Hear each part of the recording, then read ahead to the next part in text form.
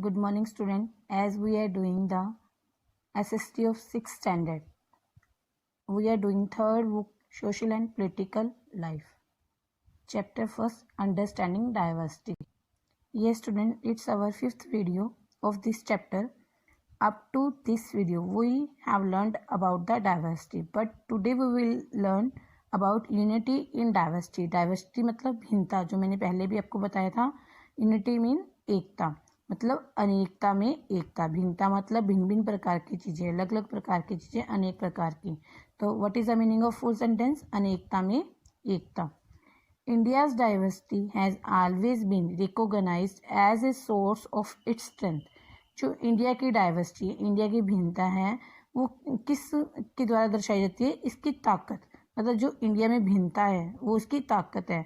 Means in India many type of religion, many type of religion and people wear different cloth and people eat different food and something they do different. That is diversity. But in this diversity, India has strength. India has unity, मतलब India की जो diversity में strength है, उसकी भिन्नता में ताकत है, अनेकता में एकता है. When the British rule India, women and men from different culture, religion and regional background came together to oppose them. जब ब्रिटिश लोगों ने भारत पर आक्रमण किया था, भारत पर रूल किया था, तब उस समय ब्रिटिश लोगों को, अंग्रेजों को भारत से बाहर भगाने के लिए सभी महिलाओं ने, पुरुषों ने और डिफरेंट अलग अलग कल्चर्स और रिलीजन, धर्मों को मानने वाले लोग सभी इकट्ठे हुए, केम टुगेदर, इकट्ठे हो गए, टू अपोज देम, ब्रिटिश अंग्रेज लोगों का विरोध करने के लिए. सभी धर्मों के लोग, पुरुष, महिलाएं, अलग अलग कल्चर्स, सभी इकट्ठे हुए अंग्रेजों को बाहर भगाने के लिए. India's freedom movement had thousand of people of different background in it. अब जो इंडिया फ्रीडम मूवमेंट में क्या था, इंडिया की जब इंडिया फ्रीडम मूवमेंट चली, जब आज़ादी की लहर चली, तब उसमें थाउजेंड ऑफ पीपल, मतलब डिफरेंट बैकग्राउंड के हज़ारों लोगों ने भाग लिया. मतलब ये लोग जो इंडिया की आज़ादी में भाग ले रहे थे, वो अलग अलग डिफरेंट बैकग्राउंड के थे. मतलब किसी का धर्म अलग था, तो किसी का पहरावा अलग था, कोई हर कोई अलग अलग भाषा बोलने वाले थे. मतलब सभी लोग भिन्न भिन्न प्रकार के थे, लेकिन फिर भी वो एकजुट होकर उन्होंने ब्रिटिश लोगों का अपोज किया, उनका विरोध किया. They work together to decide joint action, और उन्होंने इकट्ठे काम करने का निर्णय किया. They went to jail together, इकट्ठे ही जेल गए. And they found different ways to oppose the British, और अलग अलग तरीकों से उन्होंने अंग्रेजों का विरोध किया. Interestingly, the British thought they could divide Indians because they were so different and then continue to rule them. लेकिन अंग्रेजों ने क्या सोच रखा था कि भारत तो भिन्नताओं का देश है, यहाँ पे अलग अलग लोग रहते हैं, तो वो जल्दी से ही वहाँ पे इंडिया को डिवाइड कर देंगे और अपना शासन करना शुरू कर देंगे. But the people showed how they could be different and yet be united in their battle against the British.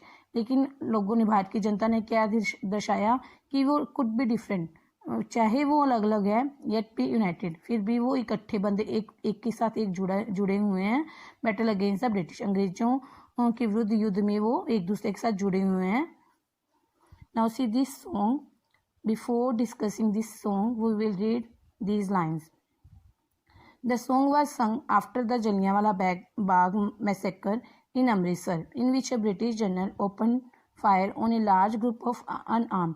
जब अंग्रेजों ने भारत पर अपना रूल शासन करना शुरू कर दिया, तो भारतीय जनता ने दुखी होकर, परेशान होकर अंग्रेजों के विरुद्ध जलियांवाले बाग में एक प्रदर्शन किया. तो उस प्रदर्शन से, जो जलियांवाले बाग पर अंग्रेजों ने, उन लोगों, जो भी प्रदर्शनकारी थे, जो भी जलियांवाले बाग में प्रदर्शनकारी इकट्ठे होते अमृतसर में, तो अंग्रेजों ने उनके ऊपर क्या है, open fire on a large group of unarmoured, बहुत से निहत्थे लोगों के ऊपर गोलियां बरसानी शुरू कर दी. Peaceful people killing many and wounding even more. जो शांति से लोग प्रदर्शन कर रहे थे, भारत के लोग शांति से प्रदर्शन कर रहे थे कि अंग्रेज तुम वापस जाओ, तो अंग्रेजों ने वहाँ पर उन पर गोलियां चलाई. लेकिन उस मैसेकर में, उस दुर्घटना में, पीसफुल पीपल किलिंग, बहुत से लोग मर गए, एंड वाउंडेड इवन मोर, और बहुत से घायल हो गए. Man and women, Hindu, Sikh and Muslim, rich and poor, had gathered to protest against British. वहाँ जो मैसेकर हुआ था, वहाँ पे जो जलियांवाला बाग में उन्होंने प्रदर्शन किया, वहाँ पर जो प्रोटेस्ट चल रहा था अंग्रेज़ों के खिलाफ, वो बड़ा शांतमय था।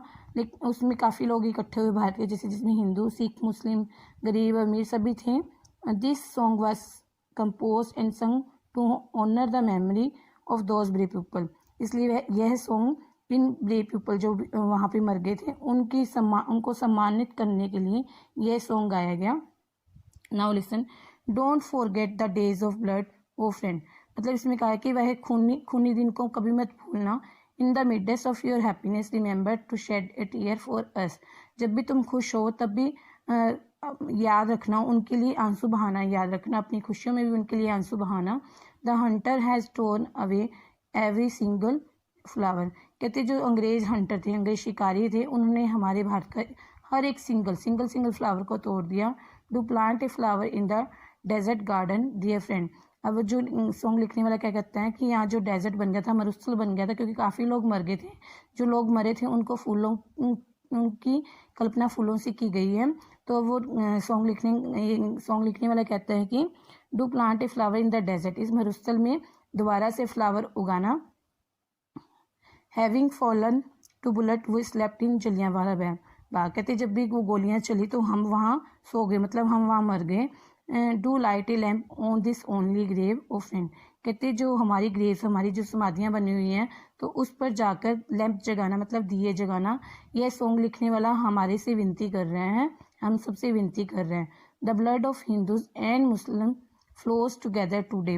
मतलब इस दिन हिंदू और मुस्लिम दोनों का खून इकट्ठा बहा था। Do soak your robe in the river of blood dear friend. Some rots in jails while other lie in their graves। कहते कुछ रॉड जो मतलब प्रदर्शन में जो हमारे भारतीय लोग इकट्ठे होते हैं, क्रांतिकारी बोला जाता था कि कुछ तो उस समय जेल में डाल दिए गए, लेकिन कुछ लाई इन देयर ग्रेव्स, वो अपने ग्रेव्स में ही सो रहे हैं, मतलब कुछ लोग मार दिए गए। Do shed a few tears for them o friend. तो इसमें जो गाना लिखने वाला अपने आप को हमें संबोधित करते हुए कहता है कि हमारी याद में यह अपने आंसू बहाना। मतलब कि इसमें कहा गया है कि जो जलियांवाला बाग में जो मैसेकर हुआ था, दुखदायक घटना आई थी, उसको कभी नहीं भूलना, मतलब हमेशा वह याद रखना। जब खुश हो तब भी उस चीज़ को याद रखना कि कितने भारतीयों ने हमें बचाने के लिए अपनी जान दी थी। Yes, songs and symbols that emerged during the freedom struggle serve as a constant reminder of this rich tradition of respect for diversity। मतलब जो सॉन्ग और सिंबल्स जो फ्रीडम स्ट्रगल के दौरान लिखे गए थे, बने थे, वो क्या सर्व करते हैं, वो क्या बताते हैं, हमें क्या रिमाइंडर करवाते हैं हमारी कंट्री की diversity, rich tradition of respect for diversity. मतलब जो हमें हमारे देश में जो भिन्नताएं हैं, अनेक तरह के लोग रहते हैं, उनकी हमें रिस्पेक्ट करनी चाहिए। Do you know the story of the Indian flag. क्या तुम इंडियन फ्लैग की स्टोरी जानते हो। It was use as a symbol of protest against the British by people everywhere. मतलब जो ये हमारा झंडा था, यह हर जगह ब्रिटिश लोगों का विरोध करने के लिए प्रदर्शनकारियों ने प्रयोग किया था। तब से यह हमारा झंडा बन गया, मतलब ब्रिटिश कार्यों का विरोध करने के लिए इस झंडे को ऊंचा रखा गया। In his book the discovery of India, Jawaharlal Nehru says that Indian unity is not something imposed from outside। मतलब अपनी बुक जो जवाहरलाल नेहरू ने अपनी बुक लिखी थी डिस्कवरी ऑफ इंडिया, उसमें क्या उन्होंने बोला, क्या लिखा कि जो यूनिटी है, हमारी जो एकता है, वह ऐसी नहीं है कि बाहर का आउटसाइडर कोई आकर हम पे इम्पोज, हम पे वह थोपे। मतलब कोई बाहर का आके वह एकता हम पे थोपे, ऐसा कुछ नहीं था। It was something deeper and with in its four. यह बहुत गहराई से समझ, जो हमारी इंडिया में एकता है बहुत गहराई से समझने वाली है, और इसके अपना ही मतलब है।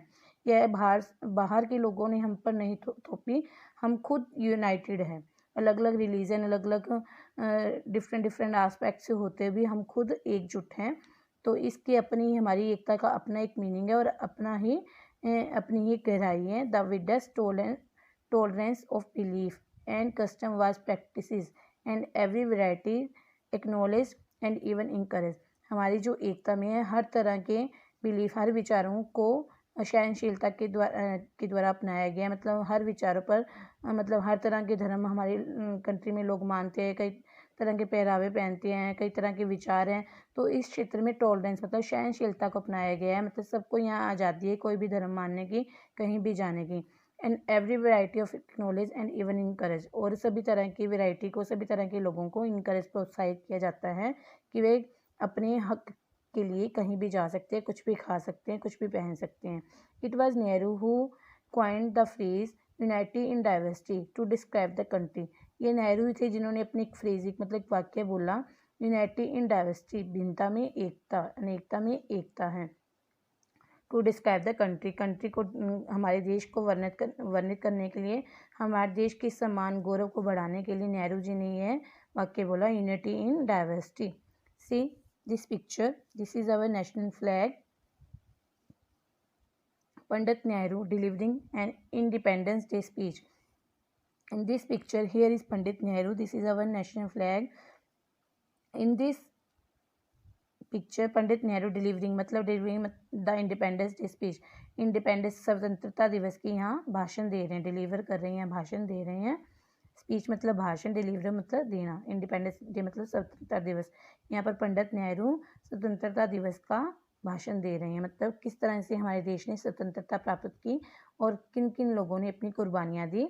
और ये हर साल इसी तरह से हमारे देश में बड़े बड़े लोग, बड़े बड़े महान देशभक्त इसी तरह से लोगों को प्रेरित करते हैं कि वे उन लोगों की कुर्बानियों को याद रखें।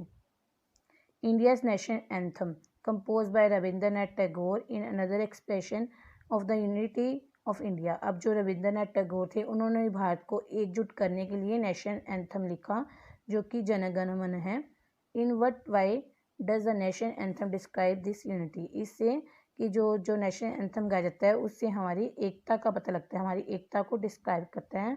Okay student, your lesson is completed. You have learned in this chapter diversity and unity in diversity.